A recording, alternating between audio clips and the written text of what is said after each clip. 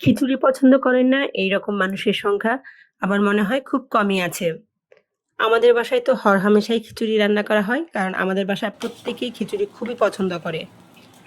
যখন আমাদের বাসায় মাছ মাংস তেমন একটা ভালো থাকে না, অথবা রান্না করতে ইচ্ছা করে না, অলস অলস লাগে, তখন কিন্তু আমি হুটহাট করে এই খিচুড়িটাই রান্না করি। কারণ খিচুড়ি রান্না করতে সময় যেমন কম লাগে, ঝামেলাও খুবই কম। আর সবচেয়ে বড় কথা, খিচুড়ি হচ্ছে খুবই পুষ্টিকর এবং খুবই সুস্বাদু একটা খাবার। আজকেও আমার রান্না করতে ইচ্ছা করছিল না, তাই খিচুড়ি বসিয়ে দিলাম।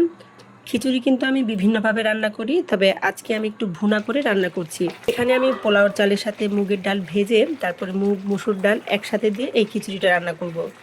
সাথে যেহেতু এখন শীতকাল, বাজারে শীতকালীন সবজি পাওয়া যায়, ঘরে যা সবজি ছিল তা দিয়ে রান্না করছি।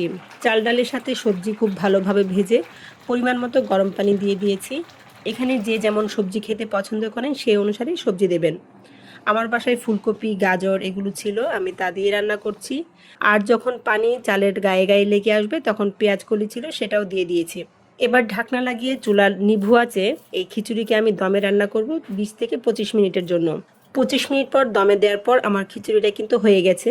খিচুড়িতে শেষের দিকে আমি একটু ধনেপাতা কুচি আর পেঁয়াজ বেরেস্তা দিয়ে দিচ্ছি।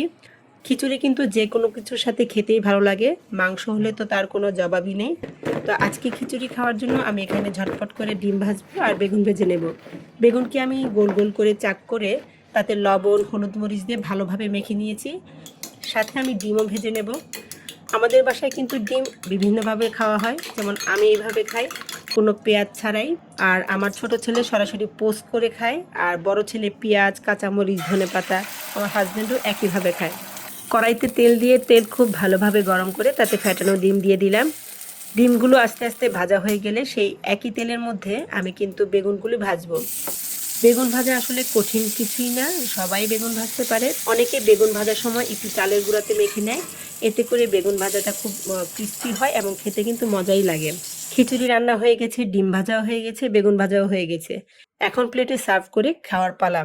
খিচুড়ির সাথে কিন্তু আচার খেতে খুবই ভালো লাগে। আজকের খিচুড়ির সাথে আমি আলু বোখরা আর তেঁতুলের চাটনি দিয়ে খাবো।